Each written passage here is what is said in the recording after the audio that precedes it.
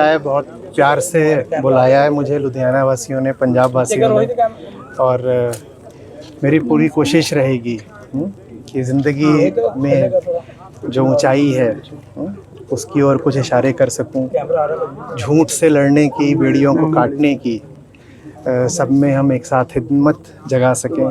बस इसीलिए यहाँ पर आया हूँ। बाकी अभी सत्र होगा, आप भी उसमें बैठिए, आप देखेंगे। क्या नया सोच लेके लुधियाना आए हो? क्या लोग इतने आपको सुनने आए हैं? क्या बताना चाहते हो लोगों के लिए? क्या मैसेज देना चाहते हो लुधियाना वासियों को? मैं कोई होता ही नहीं हूँ मैसेज देने वाला।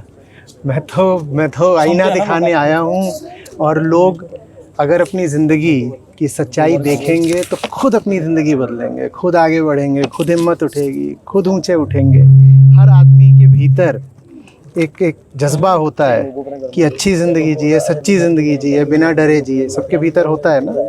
लेकिन हम बहुत तरह की चीज़ों में फंसे होते हैं और फिर थोड़ा ना खुद को ही धोखा दे लेते हैं। जो चीज़ ठीक नहीं भी चल रही होती है उसको बोलते हैं ठीक चल रही है। जहाँ झूठ होता है उसको सच का नाम दे लेते हैं। मेरा काम है आना और आपको आपकी ही ज़िंदगी से रूबरू कराना।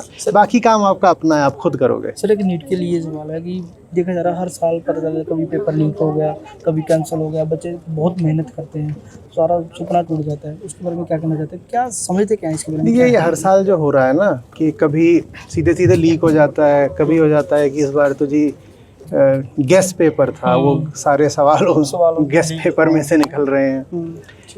ये सब कोई ऐसी घटना नहीं है जो एक बार घटी और हम कहें कि अरे ये तो अनफॉर्चुनेट इंसिडेंट था। ये जो हमारे देश की जवानी है कि उसकी रीढ़ तोड़ने का काम है। ये हम अपने देश के युवाओं को संदेश दे रहे हैं कि साहब ईमानदारी से कुछ होना हवाना नहीं है।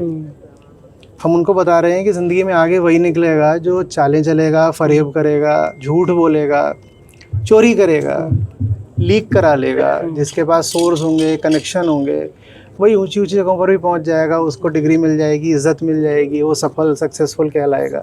और एक बार आप 15-20 साल के एक लड़के लड़की के भीतर ये भावना भर देते हो ना, तो आपने उसका पूरा वैल्यू सिस्टम डिस्टॉर्ट कर दिया। बात ये नहीं है कि एक एग्ज़ाम में कुछ धांधली हो गई, बात ये है कि उसने ज़िंदगी भर के लिए एक बहुत गलत सबक सीख लिया है। उस सबक के साथ वो जिएगा, उसी सबक को वो अपना जीवन बना लेगा। और अब वो अगर आपको अपनी ज़िंदगी में बेईमानी करता हुआ, भ्रष्टाचार करता हुआ दिखाई देता है, वो अपने निजी रिश्तों में भी अगर फरेब करता दिखाई देता है, तो आपको फिर ताज्जुब नहीं होना चाहिए, क्योंकि आपने ही उसको ये सिखाया है कि साहब आगे निकलने का तो फार्मूला ही यही है कि बेईमानी करो, धोखा करो, चीटिंग करो। तो अब वो ज़िंदगी में अगर एक चीटर ही बन जाता है तो फिर देश को ताज्जुब ना हो, देश ने ही उसको ये गंदी शिक्षा दे दी है। सर एक तमिलनाडु के सीएम ने भी आज एक वो बोला है कि जो नीट का पेपर अब होना ही नहीं चाहिए।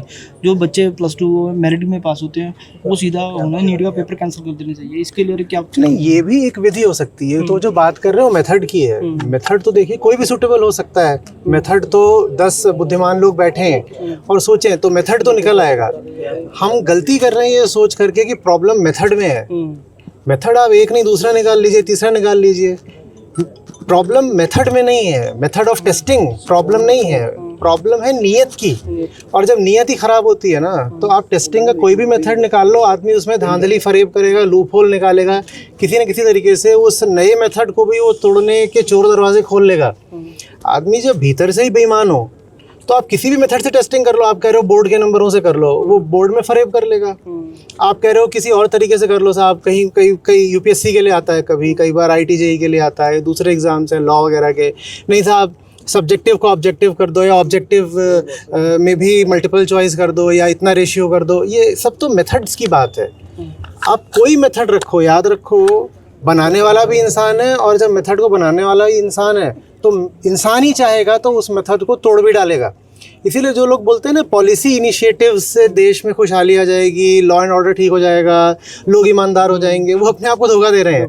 आप बना लो जितनी पॉलिसी बना ली है, पॉलिसी बनाने वाला भी इंसान है और पॉलिसी का पालन करने वाला भी इंसान है। और पॉलिसी अगर तोड़ी गई तो उसका कॉग्निशन लेने वाला और पॉलिसी का इन्फोर्समेंट करने वाला, ये सब भी तो इंसान ही है ना। जब इंसान ही भ्रष्ट है तो आप कोई मेथड ऑफ टेस्टिंग बनाओ, कुछ बनाओ, इंसान उसको तोड़ डालेगा। इसीलिए हमें इंसान के भीतर ईमान जागृत करने की ज़रूरत है, वही काम हम करने की कोशिश कर रहे हैं। ये जो हमारे सब एजुकेशनल इनिशिएटिव्स हैं, गीता समागम कार्यक्रम है, ये सब हम इसीलिए कर रहे हैं कि आदमी भीतर से ईमानदार बने, नहीं तो ये बाहरी टूल्स टेक्निक्स हैं काम नहीं आते। लगता है जी ऐसे सेमिनार जो अभी आज सेमिनार है इसमें बहुत फ़ायदा मिलेगा, लोगों को बड़ा फ़ायदा मिलेगा आपके सुनने के लिए। अभी ये तो लोग ही बताएंगे कि देखिए ये यहाँ इसलिए नहीं आए हैं प्रमुखतया कि इनको फ़ायदा मिलेगा। मैं बहुत विनम्रता से कहना चाहता हूँ कि वो यहाँ इसलिए आए हैं क्योंकि उनको फ़ायदा मिल चुका है। ये सब स्टूडेंट्स हैं मेरे, तो ये यहाँ कुछ नया सीखने नहीं आए हैं, तो बस मिलने आए हैं। ये यहाँ इसलिए नहीं आए हैं कि इन्हें कुछ और लाभ हो जाएगा। हम तो महीने भर मेहनत करते हैं, महीने में 15 दिन हमारे सेशंस होते हैं लाइव, 7 दिन जो पुराने सेशंस होते हैं उनकी रिकॉर्डिंग सबको देखनी होती है, और बाकी 7-8 दिन परीक्षाएं होती हैं। कई बार परीक्षाएं 12-14 भी हो जाती हैं। तो मेहनत तो हम लगातार कर ही रहे हैं, साथ में सीख तो रहे ही हैं। तो हम कुछ यहाँ नया या अतिरिक्त सीखने नहीं आए हैं, हम तो यहाँ बात करने आए हैं, उस दिलों का हालचाल लेने आए हैं। देखिए कैसा रहता है। आखिरी सवाल है जो बच्चों के लिए, जो देखिए फ़ोन बहुत चला रहे हैं बच्चे, गेमिंग में जा रहे हैं, क्या समझते हो आप बच्चों के लिए? बड़ी वही टेक्निक वाली बात आ गई। देखिए फ़ोन तो टेक्नोलॉजी है, फ़ोन नहीं होगी टेक्नोलॉजी तो इससे आगे की टेक्नोलॉजी आनी है। किसी टेक्नोलॉजी को दोष नहीं देना चाहिए, टेक्नोलॉजी बड़ी अच्छी चीज़ होती है। अभी देखिए रिकॉर्डिंग भी तो हो रही है, सब टेक्नोलॉजी से ही रिकॉर्डिंग हो रही है। आप भी ये फ़ोन दिखा रहे हैं, इधर ये सारे इक्विपमेंट्स, ये सब टेक्नोलॉजी ही तो है ना।